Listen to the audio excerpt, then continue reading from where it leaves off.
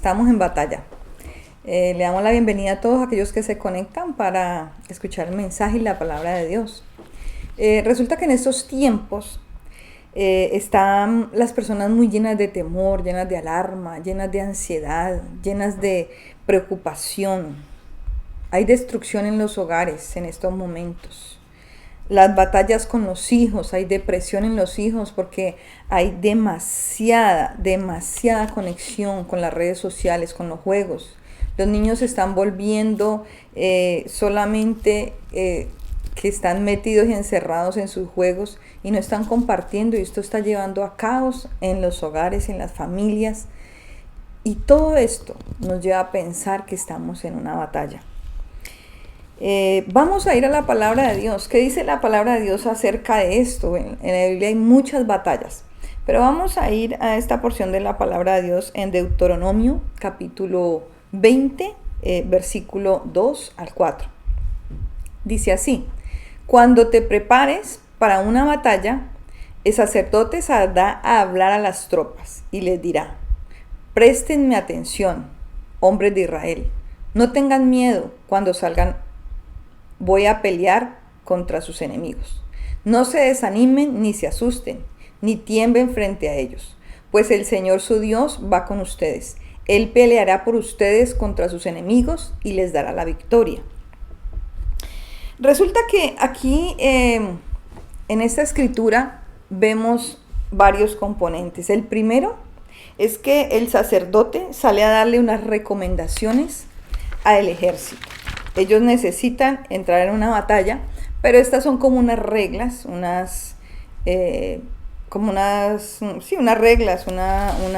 unos parámetros que en esta época de Deuteronomios tenían cuando iban a salir a la batalla. Entonces lo primero que vemos es que el sacerdote les viene y les dice, en el versículo 3, y le dirán: no presten atención, hombres de Israel. ¿A quién le está hablando la palabra de Dios aquí? Al pueblo de Dios. Israel tipifica el pueblo de Dios, y el pueblo de Dios somos nosotros. Si usted que me está escuchando es pueblo de Dios, esta palabra es para usted. Dice que no tengan miedo, es una de las recomendaciones que el sacerdote les da. Cuando salgan a pelear contra sus enemigos, no se desanimen ni se asusten, ni tiemblen frente a ellos. El primer punto que nosotros debemos tener en cuenta es no tener temor. Cuando le abrimos la puerta al temor, viene la destrucción. Vamos a ver rápidamente un corto ejemplo en la Biblia de alguien que tuvo temor. Y bueno, es una historia que todos de pronto no la sabemos.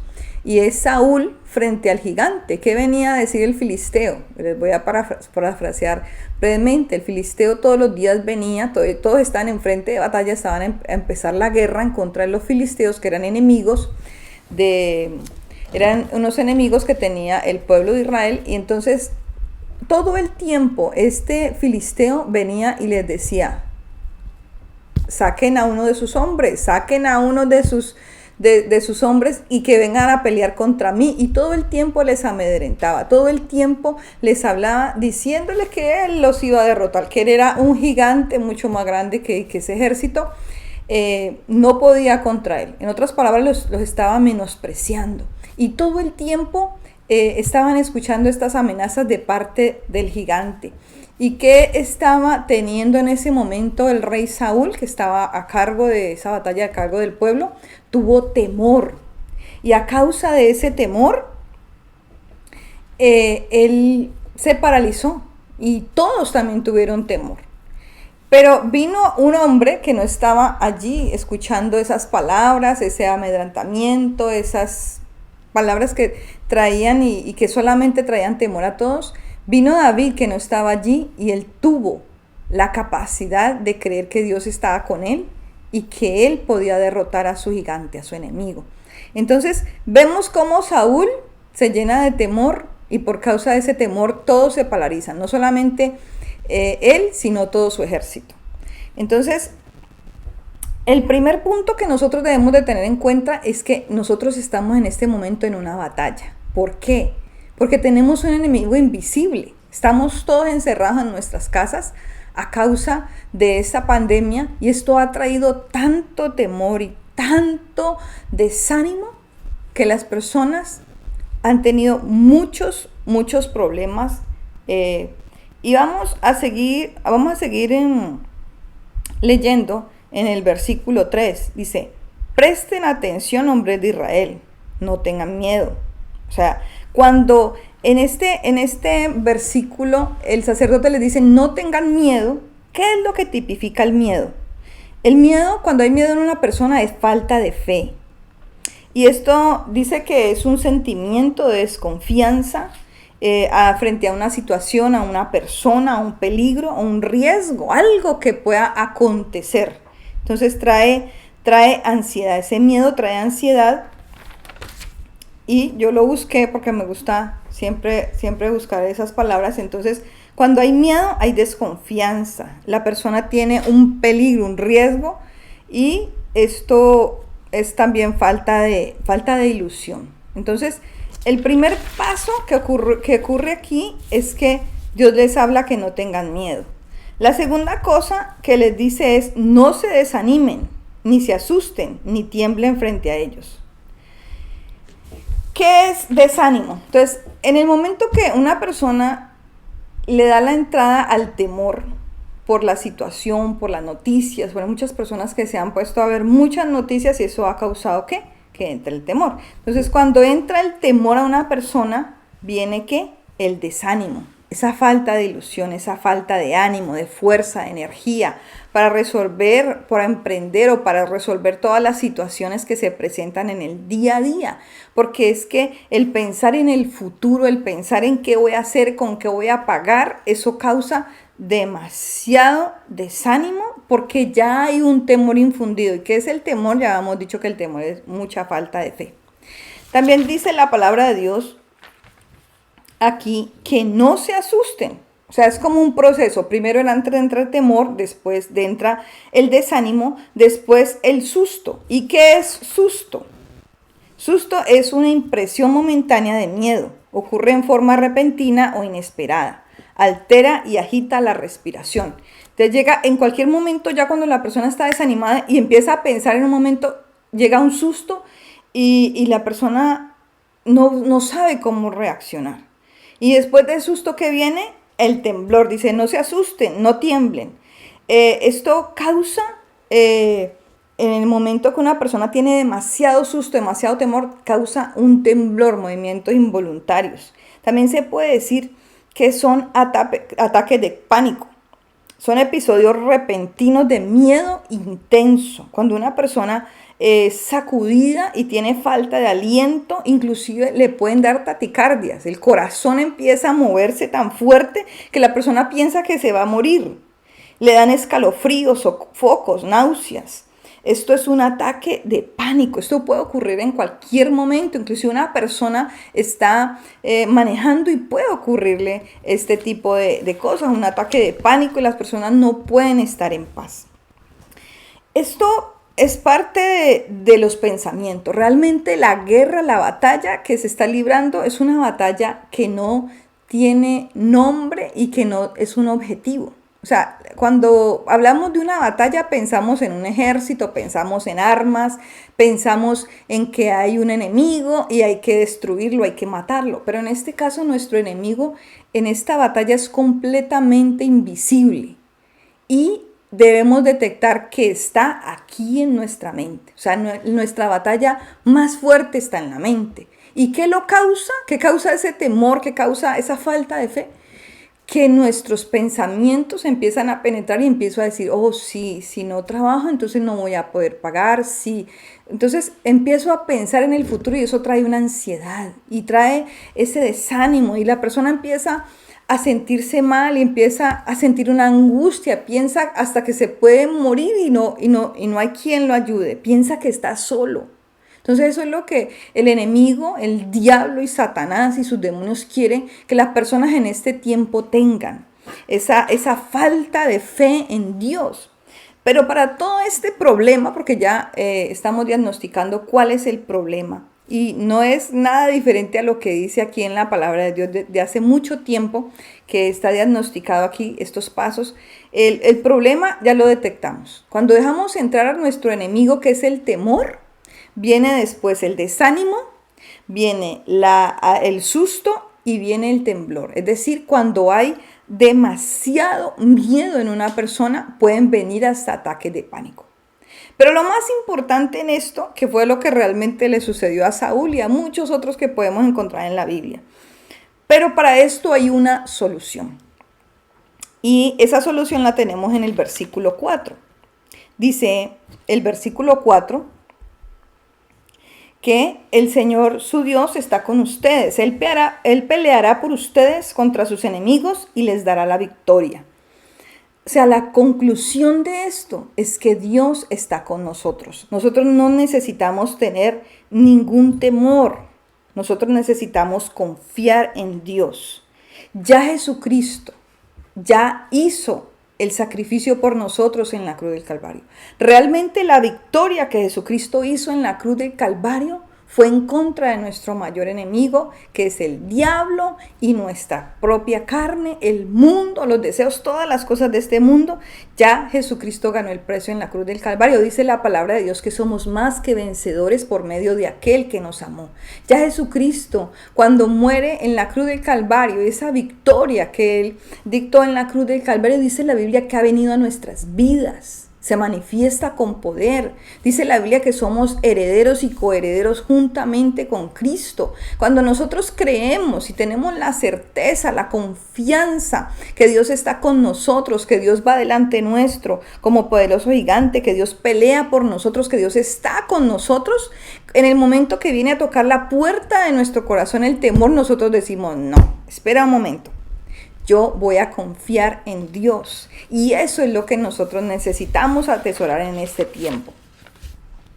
Que Dios nos dice, ya Dios lo hizo todo. O sea, la conclusión de todo este tema es que ya Dios hizo todo en la cruz del Calvario. La victoria es nuestra. Ya Dios nos dijo que Él va con nosotros y la victoria es nuestra. Ahora, ¿qué es lo que nosotros debemos hacer? ¿Por qué nosotros necesitamos confirmar que esa victoria es nuestra? Vamos a ir a la palabra de Dios en Primera de Tesalonicenses, capítulo 5, versículo 17. Dice la palabra de Dios, orad sin cesar. El primer paso que tú debes de hacer en este momento es orar. Necesitamos orar cada día, orar todo el tiempo, orar sin cesar. ¿Y qué es orar? Es comunicarme con Dios, es poder hablar con Él. Así como yo te estoy hablando aquí sinceramente y de todo tu corazón, habla con Dios todo el tiempo.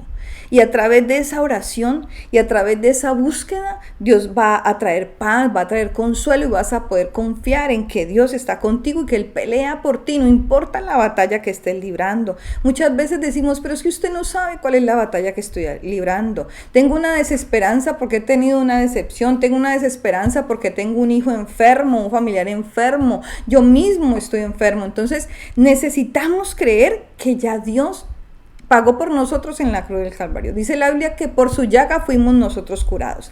Dice la palabra que Él se hizo pobre para hacernos ricos. Si tu problema es económico, si tu problema es que tienes una necesidad muy grande en este momento, que es el caso de casi todas las personas, todos hemos entrado en un momento donde hay, nuestra mente nos dice, no, mira, no, los números no dan, pero nosotros decimos, no, es que Dios es Jehová Jireh, Él es mi proveedor. Entonces podemos confiar en Dios cuando podemos hablar con Él, cuando podemos decir, es que Dios es mi papá, es que Dios es todo para mí, Él suple mis necesidades. Yo he visto que Dios está conmigo, Él suple mis necesidades. Lo otro que debemos hacer es leer, meditar y confesar la palabra de Dios. La palabra de Dios dice en Filipenses capítulo 4, versículo 8, y ahora, amados hermanos, una cosa más para terminar. Concentrémonos en todo lo que es verdadero, todo lo honorable, todo lo justo, todo lo puro, todo lo bello y todo lo admirable. Piensen en estas cosas excelentes y dignas de alabanza. Si usted necesita pensar en algo, piense en las cosas tan maravillosas que han ocurrido en su vida. Yo sé que tiene más cosas buenas para agradecerle a Dios. Yo sé que usted tiene más cosas buenas para pensar y para decir de verdad que Dios ha sido bueno. A pesar de el desierto, a pesar de la necesidad, a pesar de todo lo que está ocurriendo en mi vida en este momento, yo tengo que entender y saber y confesar y creer y darle gracias a Dios porque tengo más cosas buenas, tengo muchas más cosas buenas. Y así nuestra mente podrá pensar en lo excelente, en lo que es digno de alabanza, darle gracias a Dios y por todo. Como decía Job, ¿acaso solamente alabaremos a Dios porque nos va bien? Y si nos va mal, ¿qué hacemos? Entonces necesitamos hacer eso.